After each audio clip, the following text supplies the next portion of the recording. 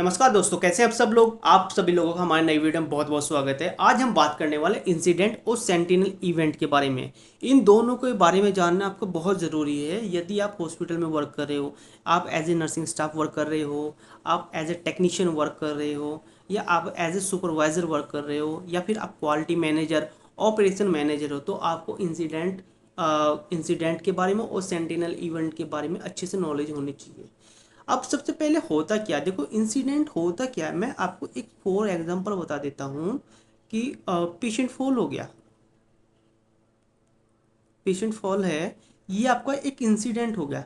इसे बोलते हैं इंसिडेंट रिपोर्टिंग। ठीक है। अब इंसिडेंट रिपोर्टिंग से पहले क्या होगा, अभी कोई भी पेशेंट फॉल हुआ तो यहाँ पे हम एक इंसिडेंट फॉर्म फिल करते हैं। ठीक है। उस इंसिडेंट फॉर्म में भी हम आइडेंटिफाई करते हैं कि भाई जो आपका ये पेशेंट फॉल हुआ ये माइनर है, मेजर है, या फिर नियर मिस है। ठीक है। अब पहले आपने क्या किया कि जब भी कोई भी इंसिडेंट आपके डिपार्टमेंट में होता है, किसी पेशेंट के साथ में हो, किसी स्टाफ के साथ में हो, सबसे पहले आपको करना क्या है, आपके पास में एक फॉर्म होना चाहिए। फॉर्म जिसे बोलते हैं इंसिडेंट फॉर्म। ठीक है। सेकंड, उस पेशेंट से या स्टाफ से रिलेटेड जो भी जिसको भी पेशेंट फॉल इंसिडेंट हुआ है, उसकी इंफॉर्मेशन आपको क्या करनी है, इस फॉर्म के अंदर फिल करनी है।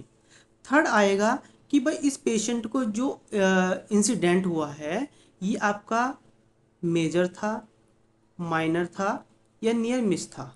ठीक है। उसके बाद नंबर 4 पे आता है आपका आरसीए।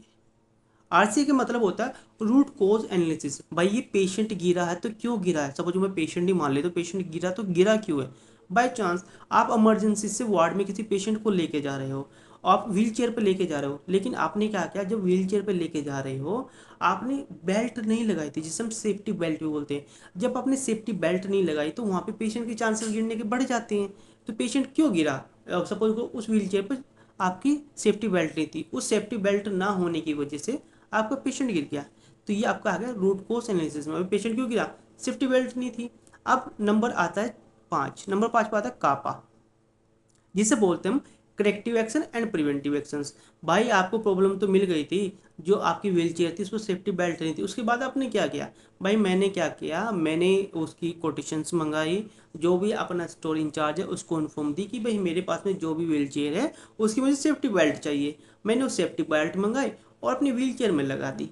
तो क्या हुआ कि ये जो इंसिडेंट है ये आपका ओवर हो गया, यानी कंप्लीट हो गया। अब दोबारा से वहाँ पे क्या होगा, किसी पेशेंट को भी गिरने के चांसेस ना के बराबर होंगे। अब ये जो पूरी डिटेल है आपकी एक रिपोर्ट फॉर्मेट में होती है, उसे हम इंसिडेंट रिपोर्टिंग बोलते हैं। ठीक है। अब सेंटिनल इवेंट क्या होता है, भाई सपोज करो कि आप किसी पेशेंट की डॉक्टर ने किसी पेशेंट की प्रोसीजर क्या किया, यानी कोई उसकी ओटी की किसी भी पार्ट की, और उससे बहुत ज़्यादा ब्लीडिंग होगी। ब्लीडिंग होने के बाद में क्या हुआ, एक्सपायर हो गया। तो या फिर उसकी क्रिटिकल सिचुएशन होगी, तो वो सेंटिनल इवेंट में काउंट होगा। ठीक है। या बाई चांस कोई पेशेंट है आपके यहाँ पे एडमिट है, लेकिन उसने क्या किया, छत से कूद के मर गया वो, या फिर उसने हैंगिंग कर लिया, गले में फंदा डाला और मर गया, तो ये आपका सेंटिनल इवेंट में काउंट होगा। अब मैं आपको उसको डिटेल में एक्सप्लेन करने वाला हूँ कि भाई इसका मेन रीज़न क्या है, क्यों इसको मॉनिटर किया जाता है, और रिस्क मैनेजमेंट हम कैसे आइडेंटिफाई करते हैं, और सेफ्टी प्रोटोकॉल कौन कौन से इसमें फॉलो करने होते हैं। ठीक है। पहला आता है patient safety top priority in the health care. मैंने ऑलरेडी बताया कि कोई भी पेशेंट आपकी ऑर्गेनाइजेशन में एडमिट है, सबसे पहले हमारा काम रहता है उस पेशेंट को प्रॉपर सेफ्टी देना। वो मेडिसिन से रिलेटेड भी हो सकती है, वो केयर से रिलेटेड भी हो सकती है, वो प्रोसीजर से रिलेटेड भी हो सकती है, वो ट्रांसफ़र करने की भी हो सकती है, ये हो सकती है। ठीक है। उसमें नेक्स्ट है error can happen due the system failures, human error और अनफॉर्नेंस इवेंट। अब आपको पता है कि कोई भी मिस हैपनिंग होती है ऑर्गेनाइजेशन के अंदर, अगर सपोज करो आपके सिस्टम की वजह से भी हो सकती है, और वहाँ पे आपका नर्सिंग स्टाफ है, डॉक्टर है, पैरामेडिकल स्टाफ है, उसकी वजह से भी तो हो सकती है ना। ठीक है। उसके बाद जो भी आपके पास में इंसिडेंट हुआ है या सेंटिनल इवेंट हुआ है, उसको मॉनिटर करना बहुत ज़रूरी है। उसको मॉनिटर क्यों करते हैं, इससे जो पेशेंट की सेफ्टी है वो इम्प्रूव होती है, पेशेंट की क्वालिटी इम्प्रूव होती है, तथा जो आपका हॉस्पिटल होता है हॉस्पिटल की रेपुटेशन बढ़ती है। भाई आपकी ऑर्गेनाइजेशन में एक इंसिडेंट हो जाए कि कोई पेशेंट आपकी व्हील चेयर पर जा रहा था और स्ट्रेचर से वो नीचे गिर गया और वो एक्सपायर हो गया, तो मल्टीपल लोगों को पता चल जाएगा यार वहाँ पे तो क्या है, पेशेंट को सही से ट्रांसफर भी नहीं किया, तो मेरे पेशेंट को लेके गया तो वो एक्सपायर हो गया। तो क्या होगा, इससे हॉस्पिटल की रेपुटेशन भी खराब होती है, इवेंट्स तो आपके हो ही रहे हैं। तो हमारा काम तो क्या क्या है, ये है कि हॉस्पिटल की रेपुटेशन भी बनी रहे, तो उसके लिए क्या करना पड़ेगा, हमें पेशेंट सेफ्टी के ऊपर काम करना पड़ेगा। सबसे पहले बात करते हैं इंसिडेंट रिपोर्टिंग की। An incident is any unplan event that could cause harm to patient, visitor and staff. ये एक इंसिडेंट से क्या हो सकता है भाई, आपका कोई पेशेंट हो सकता है, विजिटर हो सकता है, स्टाफ हो सकता है, किसी को भी प्रॉब्लम हो सकती है। मैंने अभी अभी जैसे आपको 4 इंसिडेंट का बताया, अब मैं मेडिकेशन एरर का होता, भाई आप किसी पेशेंट को गलत मेडिसिन देना कभी नहीं चाहेगा, भाई नर्सिंग स्टाफ कभी नहीं चाहता कि किसी पेशेंट को रॉन्ग मेडिसिन दी जाए, ठीक है। वो क्या होता है, बाई चांस कभी कभी आपने देखा, जब डॉक्टर्स ना अपनी मेडिसिन का नाम लिखता है तो वो स्मॉल लेटर में लिखता है, कैपिटल में नहीं लिखता। तो वहाँ पे क्या होता है कि वहाँ पे मेडिकेशन एरर हो जाता है कि भाई डॉक्टर ने मेडिसिन को ऐसी लिखी, आप फार्मेसी से दूसरी मेडिसिन लेके आ गए, होता नहीं होता ऐसा। तो उसकी उसके उसको कम करने के लिए हम क्या कर सकते हैं, भाई हमारा इन्वेंट्री मैनेजमेंट सिस्टम सही होना चाहिए, और दूसरा डॉक्टर ने जिस पेशेंट मेडिसिन का नाम लिखा है वो प्रॉपर कैपिटल में होनी चाहिए, ठीक है।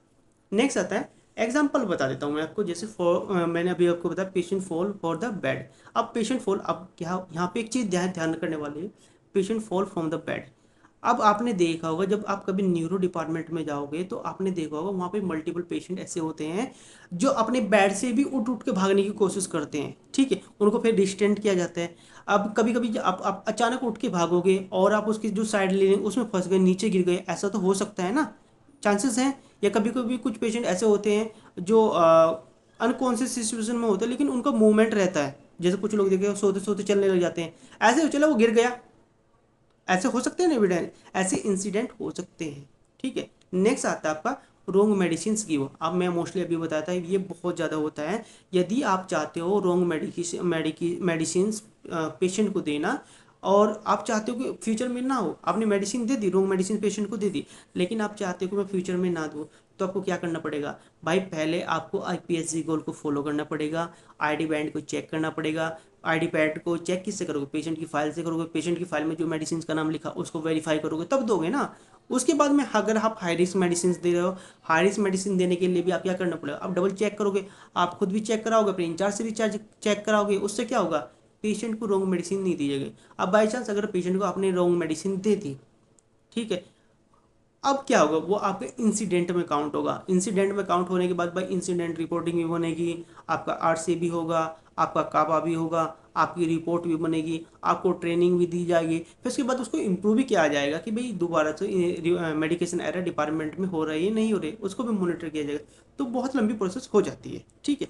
Next, needle injury to staff, आपने देखा होगा ये कॉमन जो इंसिडेंट होता है आपके ऑर्गेनाइजेशन के अंदर, भाई आपको नर्सिंग स्टाफ उसको भी निडल इंजरी हो सकती है, आपके सपोर्टिव स्टाफ जैसे GD हो गया, हाउसकीपिंग हो गया, उसको भी निडलिस्टिक इंजरी हो सकती है। यदि किसी पेशेंट को भी निडलिस्टिक इंजरी होती है तो वो इंसिडेंट में काउंट होती है, ठीक है, इंसिडेंट में ही उसका फॉर्म फिल होता है, जो मैंने अभी ऑलरेडी आपको बताया।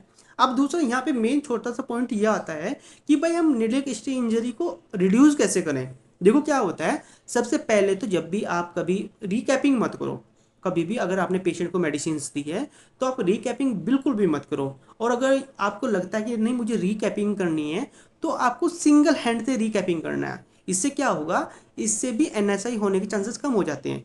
दूसरा, आपने देखा हो जब आप इमरजेंसी डिपार्टमेंट में काम करते हो, जो वहाँ पे नर्सिंग स्टाफ होता है वो निडल को निकालता है, यानी पेशेंट को मेडिसिन दी और उसे ऐसे ही अपनी ट्रे में डाल लेता है और फिर बोल देता है GDA हाउसकीपिंग जाओ भाई इसको सेग्रीगेट कर दो बायोमेडिकल में। अब दूसरा जो आपका GDA हाउसकीपिंग, उसको तो नहीं पता भाई इसमें कौन सी निडल पड़ी हुई है, वो तो ग्लव्स तो उसने पहने हुए हैं, सपोज उसके पास सेफ्टी ग्लव्स नहीं है तो उसको भी तो लग सकती है ना। तो ऐसी सिचुएशन में जो भी नर्सिंग स्टाफ वहाँ पे अवेलेबल है वो प्रॉपर अपना या तो कटर यूज करते हैं, निडल कटर होता है, या फिर आप डायरेक्ट जाके उसकी निडल निकालोगे और जो भी आपका वाइट कारपेट होगा या कोई भी बॉक्स होगा उसमें जाके उसको डिस्कार्ड करोगे, ठीक है। Next, equipment failure during the patient use, आपने देखा होगा कि कभी कभी आप किसी पेशेंट को वेंटिलेटर पे लेके जाने हैं और पता लगा वेंटिलेटर वर्क ही नहीं कर रहा है, तो ये भी आपका इंसिडेंट में काउंट होगा।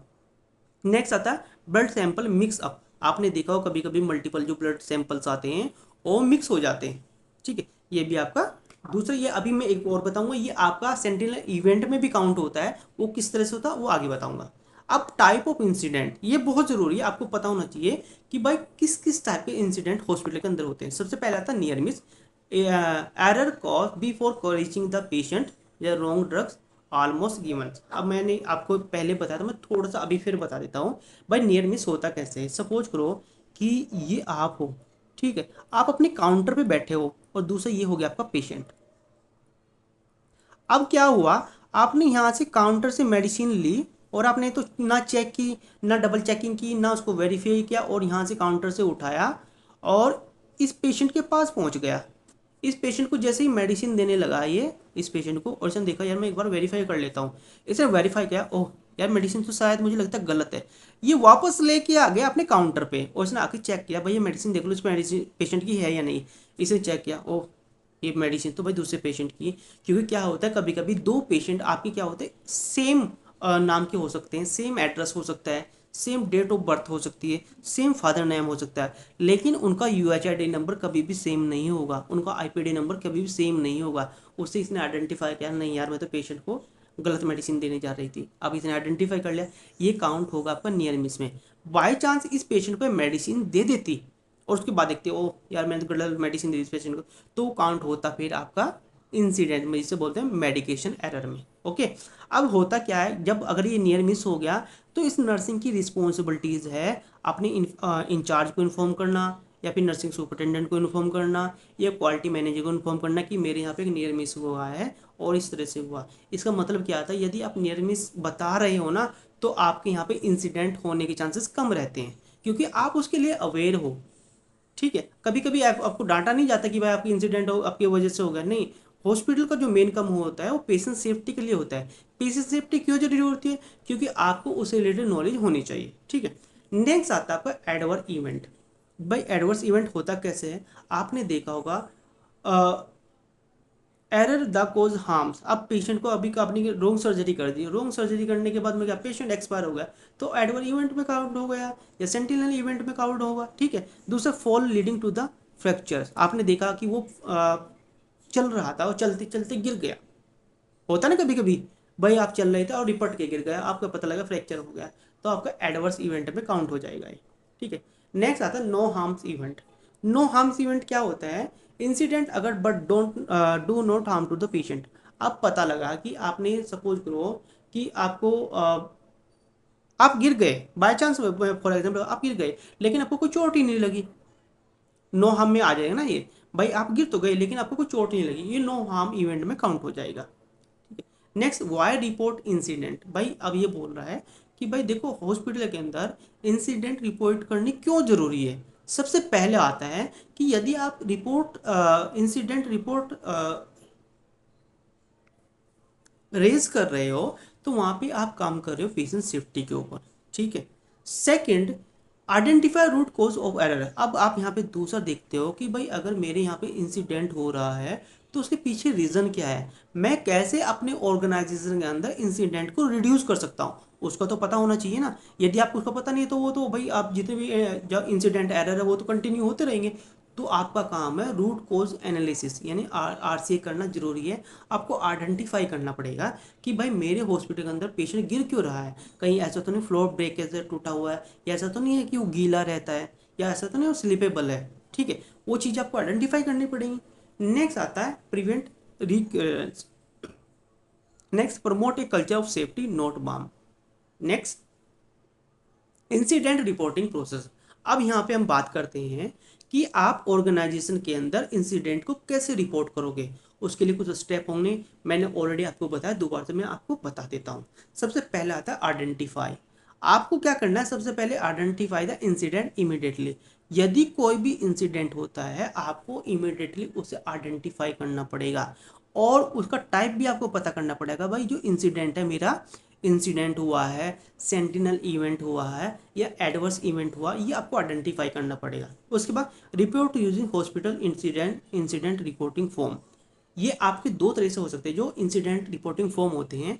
भाई आपका इलेक्ट्रॉनिकल यानी आपके सिस्टम पे भी हो सकता है, आपके मोबाइल में भी हो सकता है, या आपके पास में कुछ सॉफ्टवेयर भी हो सकता है। नेक्स्ट होता है पेपर। आपने कभी कभी देते हैं, हम क्या करते हैं फॉर्म यूज़ करते हैं जिसे बोलते हैं इंसिडेंट रिपोर्टिंग फॉर्म।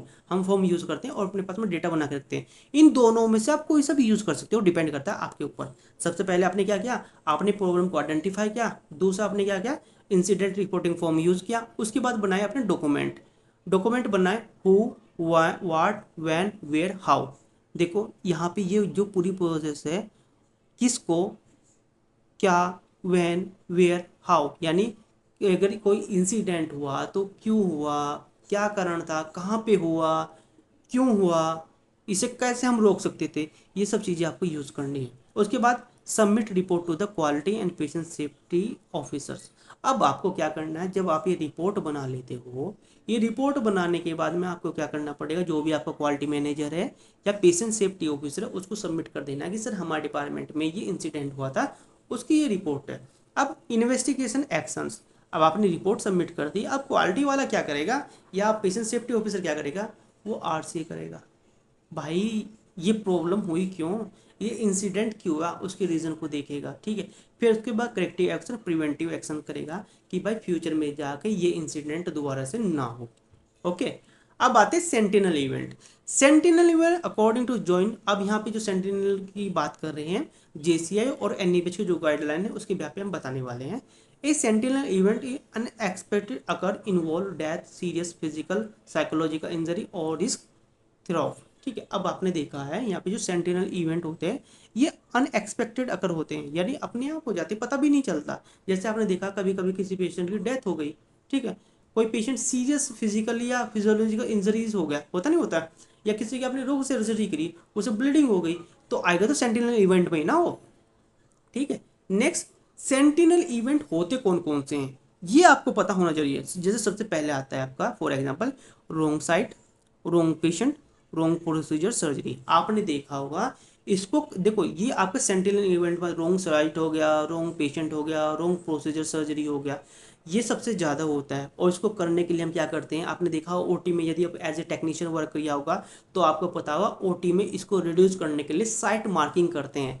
और जो साइट मार्किंग की जो गाइडलाइन हमें मिल जाती है वो जेसीआई के थ्रू मिल जाती है। आप, मैंने ऑलरेडी आपको आईपीएसजी कोल के बारे में बताया था, इनफैक्ट जो आपका इंटरनेशनल पेशेंट सेफ्टी कोल, उसमें जो सेकंड होगा ना आपका, उसमें आपको ऑलरेडी पता चल जाएगा कि साइट मार्किंग प्रोटोकॉल्स क्या है। ठीक है।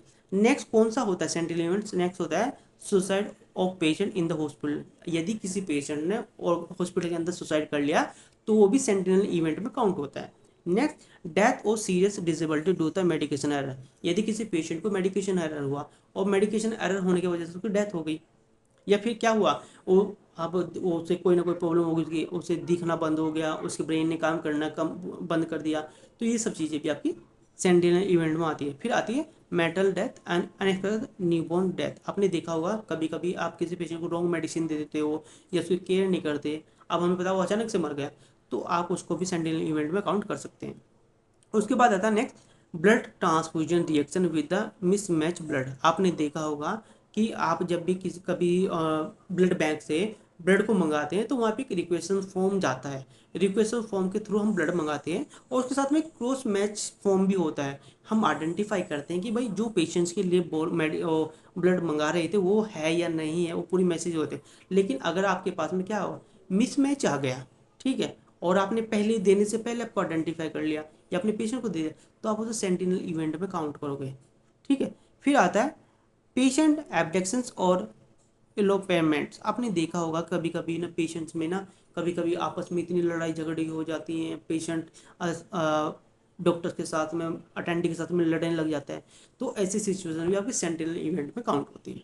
नेक्स्ट, आपको करना क्या है यदि ऐसे as a staff of work कर रहे हो तो आपको करना क्या है, सबसे रिपोर्ट एवरी इंसिडेंट। आपको कोई छोटा इंसिडेंट मिले या आपको बड़ा इंसिडेंट मिले, सबसे पहले आपको उसको रिपोर्ट करनी है। दूसरा, focus on system improvement not punishment. आपको क्या करना है, यदि आपको कोई भी इंसिडेंट मिला, मैंने आपको बताया था नियर मिस मिला, आपको सेंटिनल इवेंट मिला, आपको तो आपको सबसे पहले क्या करना है, उसको आइडेंटिफाई करना जिसके थ्रू भी वो हुआ है।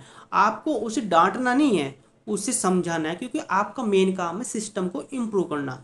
Next, sentinel event require urgent action and details RCA. देखो कोई भी ऑर्गेनाइजेशन में सेंटिनल इवेंट होता है तो उस पर एकदम से एक्शन लेना होगा आपको, और डिटेल में उसका आरसी करना बहुत ज़रूरी है। आरसी मैंने बताया रूट कोर्स एनालिसिस। अगर आप चाहते हो आरसी को मैं डिटेल में जी बताऊँ तो आप मुझे कमेंट करके बता देना, मैं उसको भी शेयर कर दूंगा। Next, incidents reporting improve safety. अब इंसिडेंट रिपोर्ट आप जनरेट करते हो, इससे क्या होता है जो पेशेंट की सेफ्टी इम्प्रूव होती है, पेशेंट का ट्रस्ट बढ़ता है, और दूसरा जो आपके हॉस्पिटल की जो रेपुटेशन बढ़ती है बहुत ज़्यादा। ठीक है।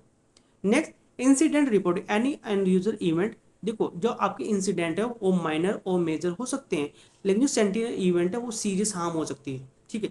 बट जो इंसिडेंट है वो आपके मेजर माइनर हो सकते हैं, कोई प्रॉब्लम नहीं, उसमें मरेगा नहीं पेशेंट, उसकी डेथ नहीं होगी। लेकिन जो सेंटिनल इवेंट है उसमें पेशेंट की डेथ हो सकती है। तो आपको अच्छे से ये अपने डिपार्टमेंट में इंप्रूव करना है। आज के लिए इतना ही, धन्यवाद, मिलते हैं नेक्स्ट वीडियो में।